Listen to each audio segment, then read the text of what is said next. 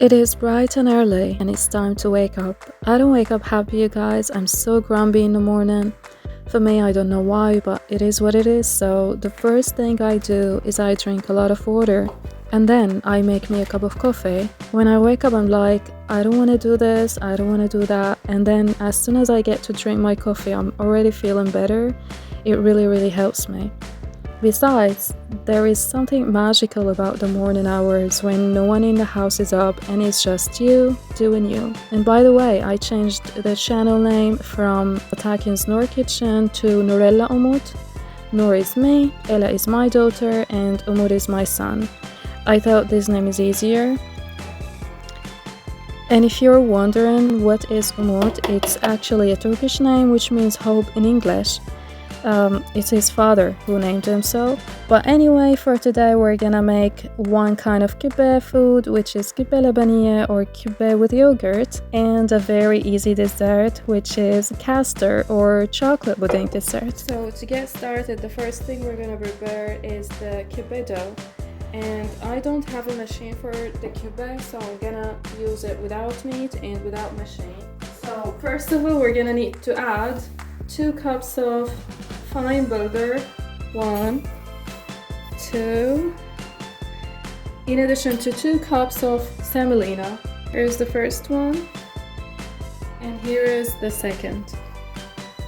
And to that we're gonna need to add 3 cups of hot water. Using the same cup, I put 3 cups of hot water in here. So let's put all of the water, and then we just have to mix it in order for every grain of semolina and fine bulgur to absorb the hot water. And now all you're gonna need to do is cover it with a plastic wrap and set it aside to rest for 1.5 hours or 2 hours. And while waiting for that to happen, I'm gonna make a very easy trend dessert, which is called custard dessert or pudding dessert. It's some layers of cake and pudding, so we're gonna see later on how we're gonna do it. And let's see together if it's good or not. First of all, you're gonna need to put some cake. I bought 2 cakes from the market. I don't have time to make it, but if you have time to make it at home, make your own cake. This is cocoa cake. I have 2 pieces of these. Just with your hands break it into small pieces. Let's open the second one. Here we go. And after crumbling the cake and breaking it up into little uniform pieces, we're gonna go ahead, take it aside, and then we're gonna make the cream mixture. So all you're gonna need to do is take in a little small bowl. We're gonna add 2 cups of cream, which is nearly 400 grams, 2 to 3 tablespoons of chocolate. You can have dark chocolate, you can have milk chocolate. It's up to you to choose. So here we go. I added nearly 3 big tablespoons of heaped tablespoon of chocolate.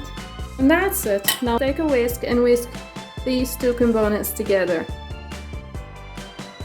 Now our mixture is done. We're gonna bring back our cake.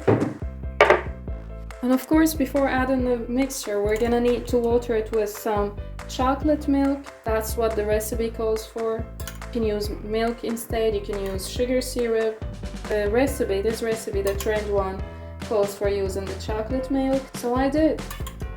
And then we're gonna go ahead and add the cream with the chocolate, spread it all over until we cover the whole cake.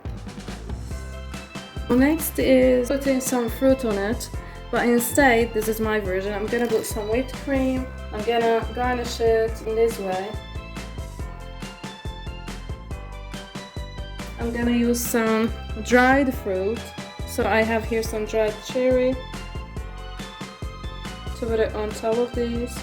You can go ahead and use any fruit, any dried fruit, any garnishing you love. I have here some dried kiwi and apricot, like some different dried fruit, so I'm gonna put it in the way shown. And that's it, it's as easy as that. So what I'm gonna do right now is taking it to the fridge to cool and then come back to see what we're gonna do next. And now for the filling, we're gonna need to cut and chop some onions. Some people use only one onion, but I love onions a lot, and you know the filling needs a lot of onions. It's up to you here, the amount of onion, but believe me, it's much better when you use a lot of onions. So I always try to use, like I'm gonna use 500 grams of meat, so I'm gonna use the same amount as well of onion, half a kilo or 500 grams of onion. We're gonna go ahead to cut them into small pieces.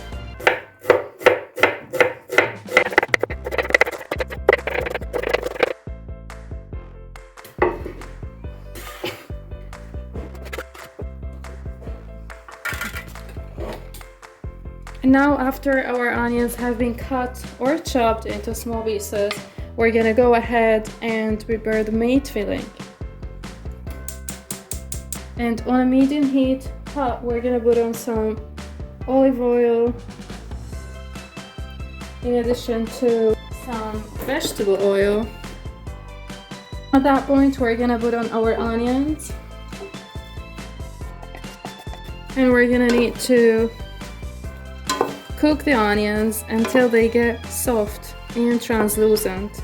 At that time, we can do the next step, which is adding the meat. I left the onions on the stove until they get soft, and we're gonna go ahead to see what happened with our dough. It has been resting for 2 hours. I grated here 1 onion, so we're gonna add it in addition to 2 teaspoons of salt, a pinch of black pepper, and another one of chili pepper. And then we need to knead that for at least 10 minutes, not less than that, in order for the texture of the dough to be good, so we can shape the kibbeh later on. So now I'm gonna go ahead and knead it for 10 minutes and see you later. Now our dough is done after 10 minutes of kneading, so we're gonna see what happened with the onions. And as you can see, our onions are soft, so we're gonna go ahead and add the meat, which is 500 grams of meat. And we need to season it, so we're gonna need to add 1 teaspoon of salt in addition to 1 teaspoon of black pepper.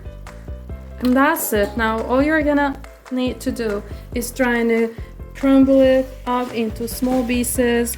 So we're gonna try to break the meat. Now cover and let it cook for nearly 15 minutes. And here, after 15 minutes of cooking, our meat is done. At this point you can taste and adjust for seasoning. I felt that it needs salt, so I added 1 more teaspoon of it. And now it's time to make the kibbeh. So the kibbeh dough is ready and our filling is ready too. And what I like to do after our meat is well cooked, I like to drain it out of its oil. So I put it on a strainer. We don't mind a little bit of oil, but we don't want it to be sopping wet with oil. So now what we're gonna do is take in a bowl of dough. We don't want the bowl to be so big. So I took it in this size, and now we're gonna make a hole in the middle using your finger. Oh, I forgot to bring the water. So we need to use some water in order to make the process of shaping easier. Put a little bit of water on your finger and then try to make a hole in the middle. And then we're gonna fill it with the meat. And then try to close it in the way shown. And that's it. We're gonna repeat until we finish the whole quantity.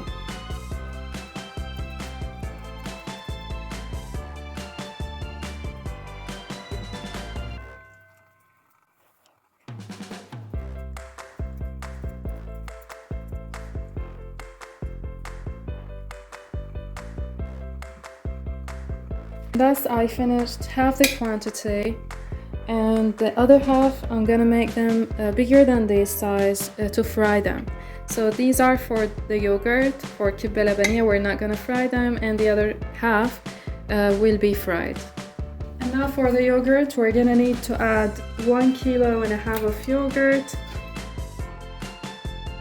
in addition to 2 tablespoons of cornstarch, 1, 2, 2 teaspoons of salt.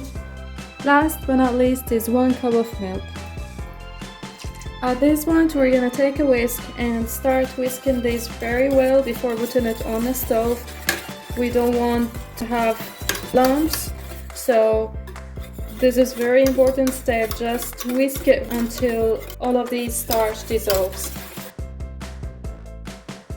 Now after our cornstarch is well incorporated in the yogurt and you're sure of this step, we're gonna go ahead and take it to the stove. Here all you're gonna need to do, and this is the most important step of this recipe, is keep whisking the yogurt until it boils.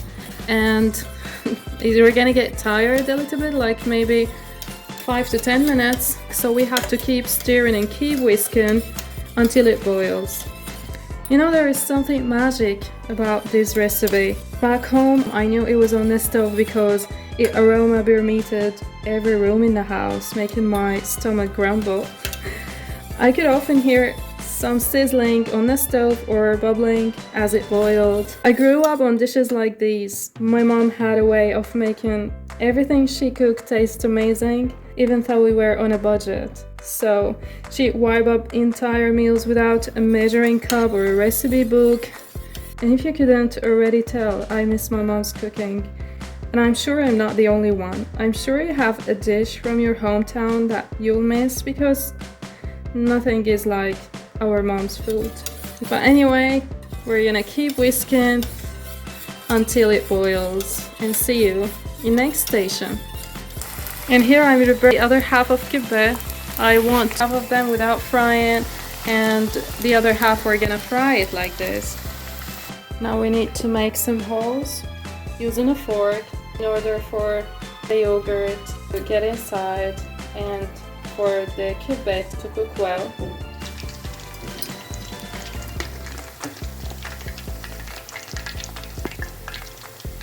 And now once our yogurt started to boil, we're gonna take these pieces, the not fried ones, and put them little by little in the yogurt.